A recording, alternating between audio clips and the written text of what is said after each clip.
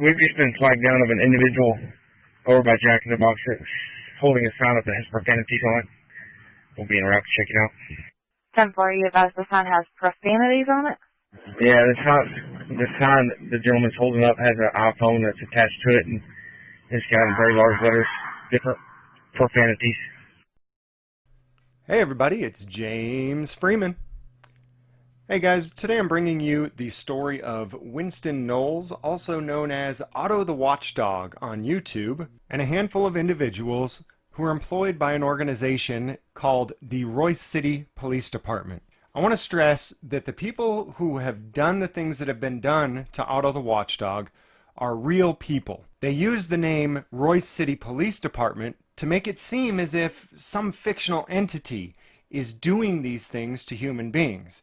I want to make it perfectly clear that real human beings are doing these horrible things to real human beings. It is customary before doing something horrible to other human beings to try to dehumanize those human beings first, because it makes it less painful and feel less wrong to do things to these human beings that we know we shouldn't do to them. Since most people are beginning to catch on to this trick, we've kind of flipped it a little bit.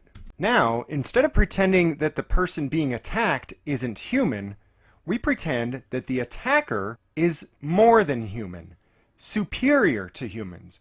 We pretend that the attacker can rightfully do things to other human beings that no human being can do to other human beings. These individuals that work for the Royce City Police Department and other police departments all around the world are convinced that they are not human, because they are allowed to do things to people while they are in the official capacity of this magical entity that they cannot do as regular humans. It is literally dehumanization reversed to achieve the same goals. The individuals who attacked Winston Otto Knowles in the first incident are Michael Burke, Jay Clark, and Keith Short. Where's Johnny with the other one? Should be right over here. Thank you. Yes. Some guy holding up a sign that says shit is fucked up and stuff or something. Still an office.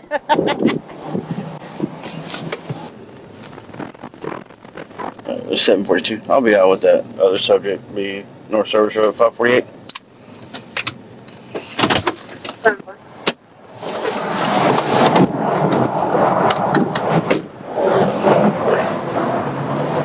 How's it going? Are you doing okay, sir? You're just not going to answer?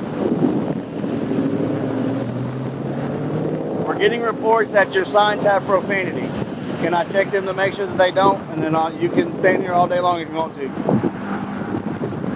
I'm clear. He's going to do the vaccine. His permission. No. You're not going to speak? The weekend. State he had permission. 10-4, I'll show you quick.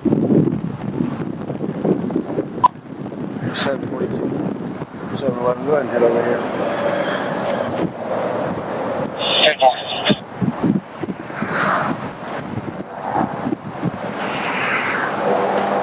10-4. You won't let me look at your signs just to make sure there's not any profanity on them? No, it's all right. Do what? No, never mind. You're dismissed. You can go away now. I'm not doing nothing. Am I doing something? If you are holding up signs for the public to see that have profanity, then yes, you are doing something illegal. Cohen versus California, 1971, a California statute prohibiting the display of offensive messages violated freedom of expression. If the Royce City Police Department has a statute that says that displaying offensive messages is illegal, then their statute is illegal. I'm just trying to make sure that all I want to do is make sure that what I've been told is not what's on your signs, and then you can stand here all day like I said.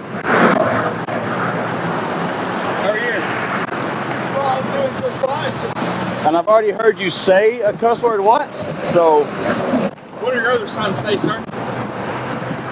Sir, what do your other signs say?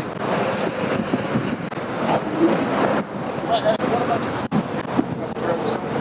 Let's get going. Sir, you got the complaints, you got the profanities. Okay. Okay. You let me know.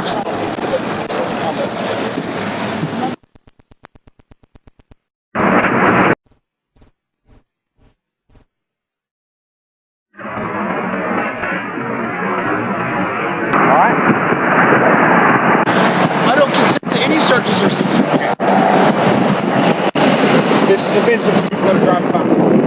Your family's just driving by. Yes. Yes, it's disorderly It is. conduct. What's the penal code? It's Disorderly conduct. Yeah, it's disorderly conduct. Do you have your ID on you? No. Now you're failing the ID. I don't have. Put your hands behind your back.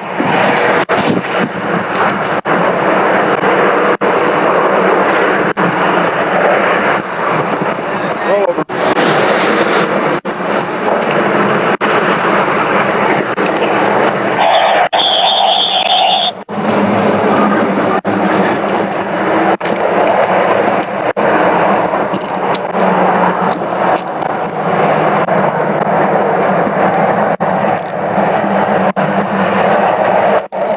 Since he's failing the ID, take him to jail for disorderly conduct. Hello, Nico. I would like to speak to the supervisor right now. The supervisor is the one that's right here talking to you, I so would like to speak to his supervisor. As far as I understand, I have not committed a crime today. when we're here answering a complaint and you refuse to identify yourself, that is a crime.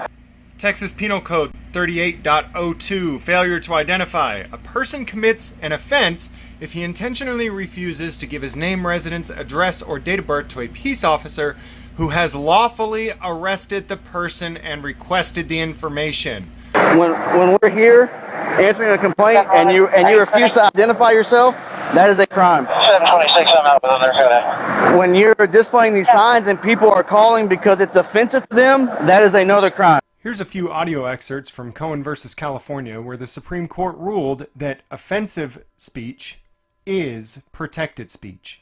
What this young man did was to walk through a courthouse corridor in Los Angeles County on his way to a courtroom where he had some business.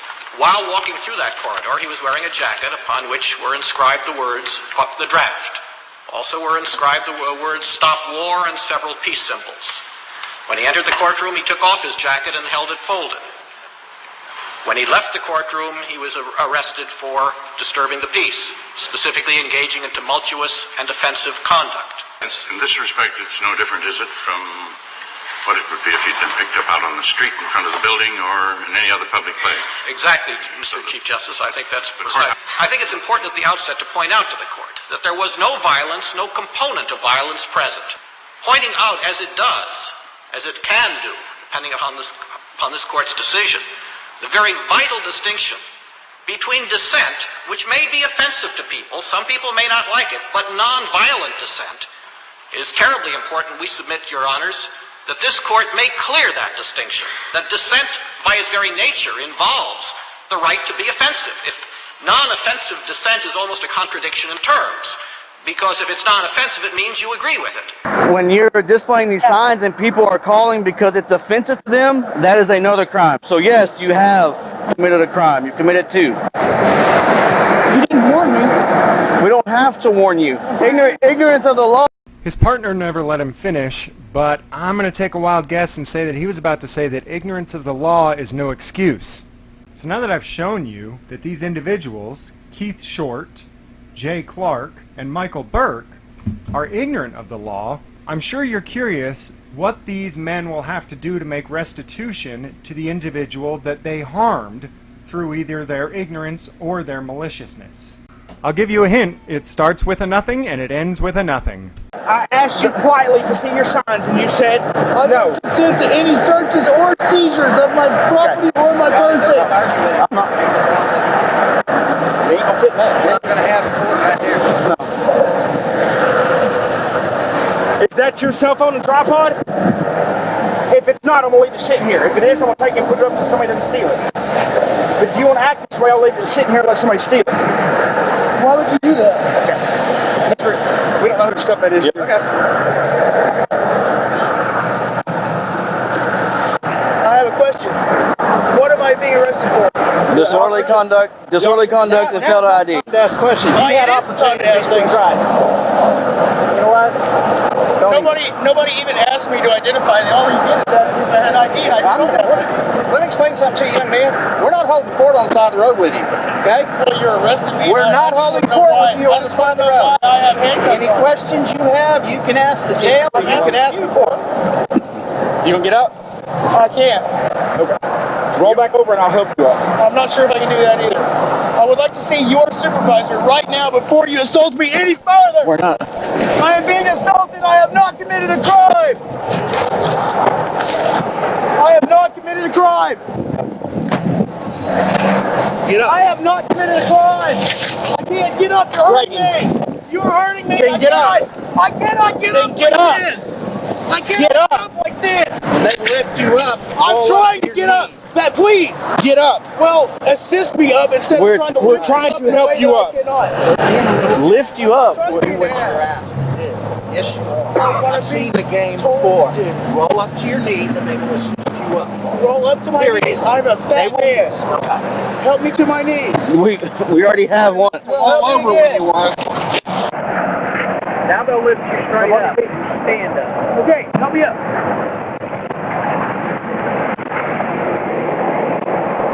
I have committed no crime.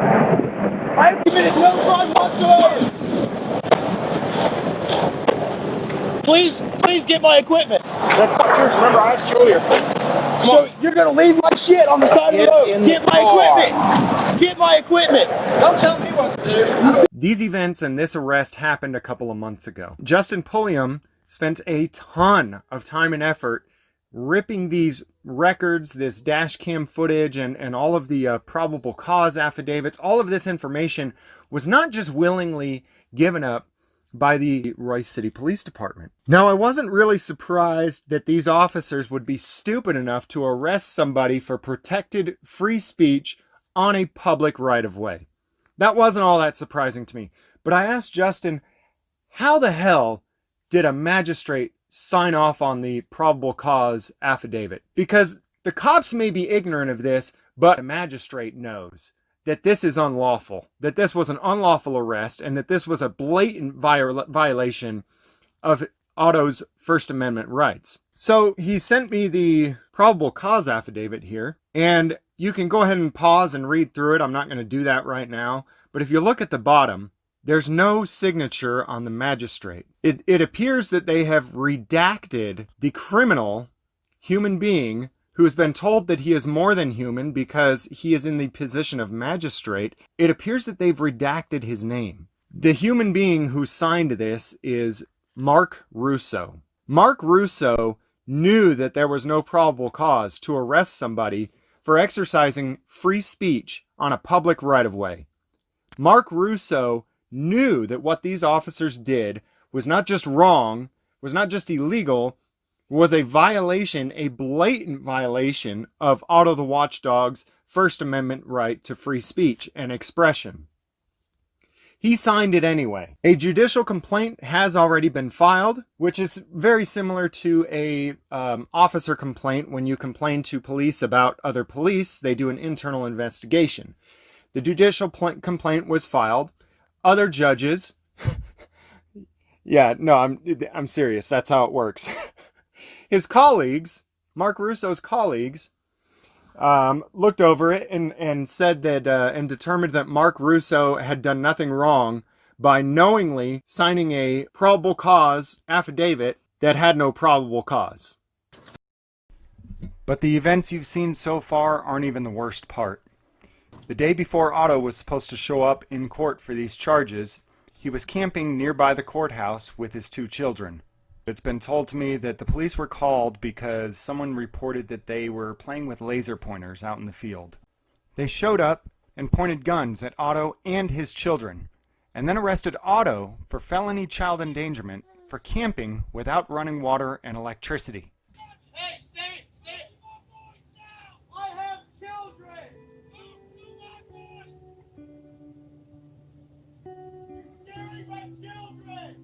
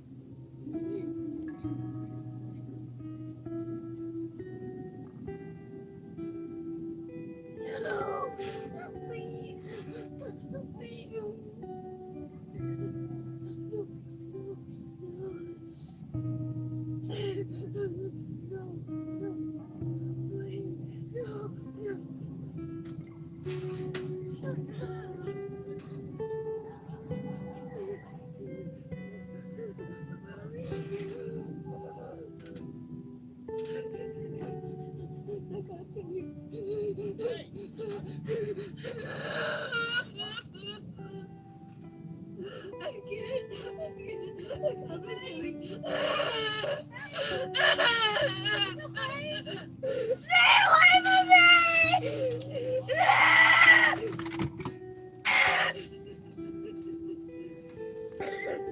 it's just police.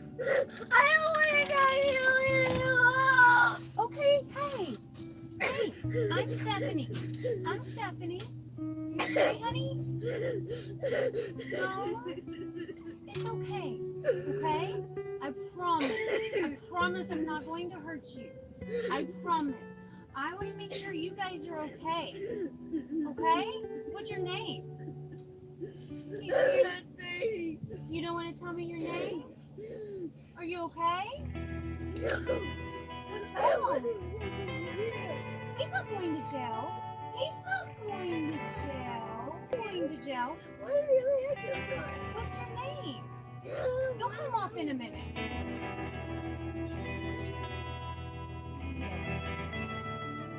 What's your name, honey?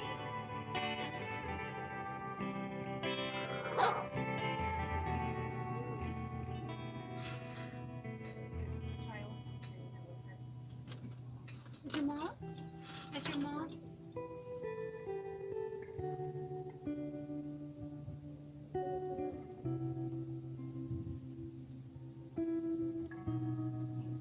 Hi, this is Dr. Osborne. Hi, okay, so you're a mom. Okay, you know where your kids are at, right? You know where they're at. Okay, let me tell you where they're at. Let me tell you where they're at. They were in the middle of a field.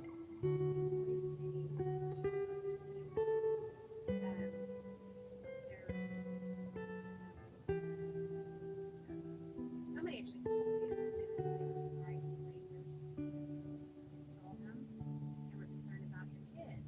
So they called us. So we weren't sure what we were coming into. We're not sure the circumstance of it is very